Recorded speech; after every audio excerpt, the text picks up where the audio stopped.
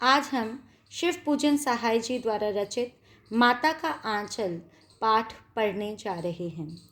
लेखक ने माता का आंचल पाठ में शैशव काल के शैशवीय क्रियाकलापों को रेखांकित किया है, अर्थात किस प्रकार बच्चा अपने शैशव काल में कौन कौन से क्रियाकलाप करता है, कौन कौन से कार्य करता है, किस प्रकार अपने माता पिता के साथ संलग्न रहता है। शिशु मंडली द्वारा मिलजुल कर खेले जाने वाले खेलों को भी इस पाठ के माध्यम से दिखाया गया है।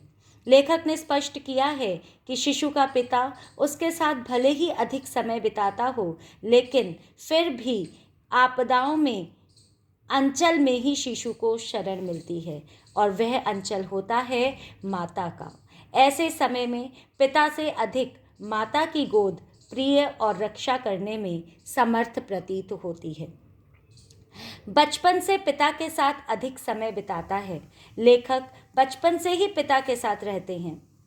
शिव पूजन सहाय जी अपने बचपन की बातें आप लोगों के साथ साझा करने का प्रयत्न कर रहे हैं।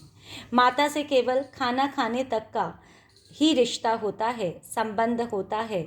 पिता नहला धुलाकर पूजा पर बैठते हैं, साथ ही अपने बच्चे को भी बैठा लेते हैं, माथे पर भभूत भी लगाते हैं। पिताजी प्यार से भोलानाथ कहकर पुकारते हैं, जबकि लेखक का असली नाम तारकेश्वर नाथ है।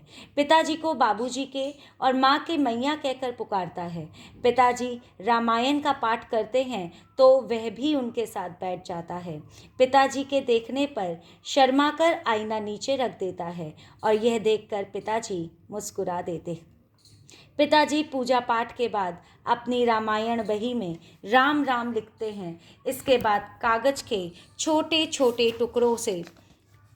टुकड़ों पर नाम लिखकर, राम जी का नाम लिखकर उन्हें आटे की गोलियों में लपेटकर गंगा पर जाकर आटे की एक एक गोली फेंक कर मछलियों को खिलाते हैं।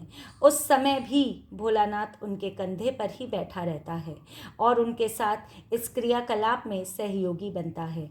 आते समय पिता के साथ डालियों पर बैठकर कुश्ती लड़ता है, डालियों पर झूला झूलता है, अपने पिता के साथ कुश्ती लड़ता है, उनकी मूछें उखाड़ने लगता है, लेकिन फिर भी पिता नाराज़ नहीं होते और उसे ढेर सारा प्रेम करते हैं।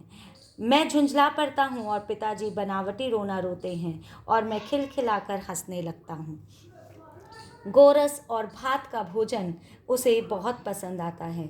माँ के खिलाने की हट करती है, लेकिन पिता बहुत मन से उसे खिलाना चाहते हैं, लेकिन माँ अपने इस कृत्य को पिता के माध्यम से पूर्ण होते नहीं देख पाती और स्वयं अपने हाथों से अपने पुत्र को तोता, मैना, कबूतर के नाम पर कौर खिलाती है और तब उसके मन को शांति मिलती है कि हाँ, अब मेरे बच्चे का पेट भर गया।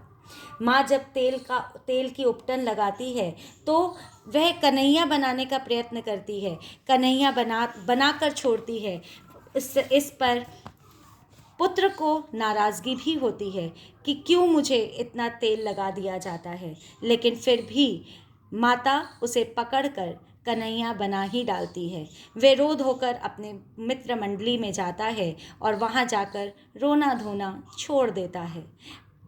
एक बच्चा जब अपने मित्र मंडली को देखता है तो रोना धोना इस वजह से भी छोड़ता है कि कहीं उसकी मित्र मंडली उसका मजाक ना बनाए, उसकी हंसी ना उड़ाए।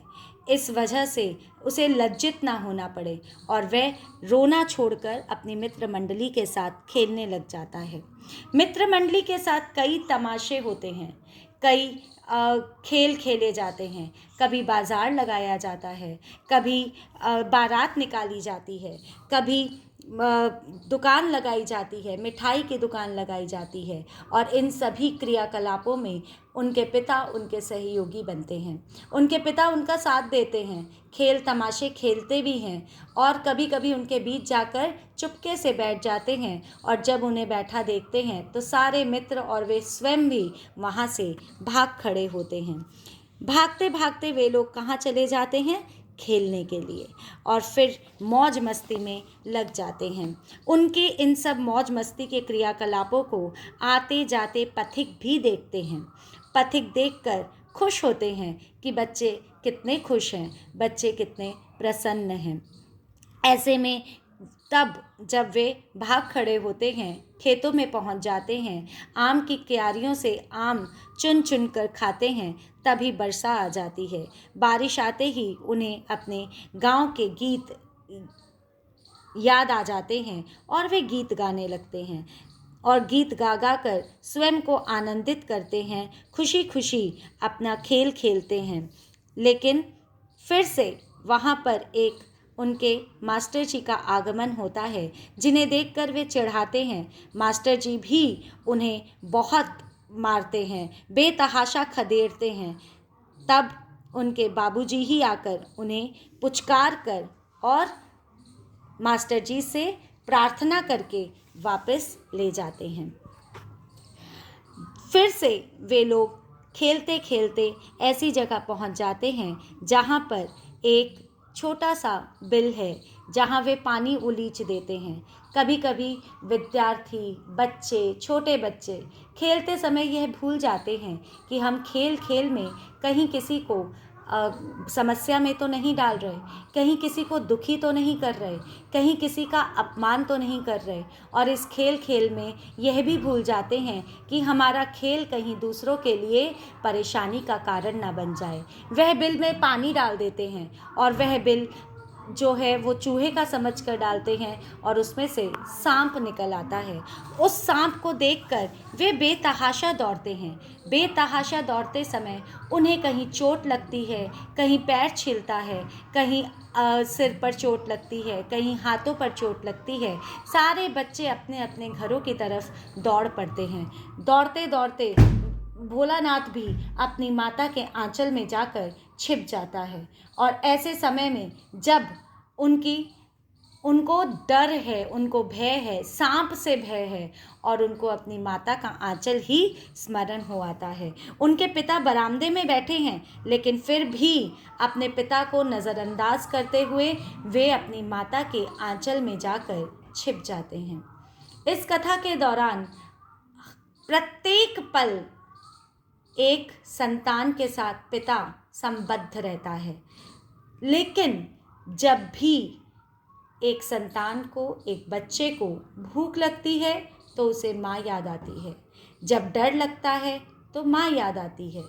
इस प्रकार जब भी चोट लगती है तो माता का आंचल ही याद आता है। उस समय पिता की डांट पड़ेगी, इस वजह से वे केवल और केवल माता के पास ही पहुंच जाते हैं। ऐसा ही होता है माता का स्नेह, क्योंकि जब चोट लगती है तो माता पहले कारण नहीं पूछती, बल्कि पहले लेप लगाती है और फिर उसके पश्चात कारण पूछती है और उसका समाधान निकालने का प्रयत्न करती है। और पिता पहले कारण पूछते हैं और उसके पश्चात उसका समाधान निकालते हैं। तो ये एक छोटा सा अंतर है माता और पिता के संबंध का, और यही अंतर इस पाठ के माध्यम से भोलानाथ जी ने अपने और माता पिता के बीच में दर्शाया है कि जब उन्हें भूख लगती थी और जब उन्हें डर लगता था, तब केवल और केवल उन्हें माता ही स्मरण हो आती थी, और पिता खेलने के लिए ही और पूरा दिन तमाशे के साथ, तमाशे में, उनके साथ खेलने में, उनके साथ घूमने में, इन सभी बातों में वे पिता का साथ चाहते हैं। और माता के आंचल में माता की प्रमुखता दिखाने हेतु ही शिव पूजन सहाय जी ने माता का आंचल पाठ के माध्यम से अपना एक स्मरण शैली के रूप में आपके समक्ष अपनी एक बात रखने का प्रयत्न किया है। धन्यवाद।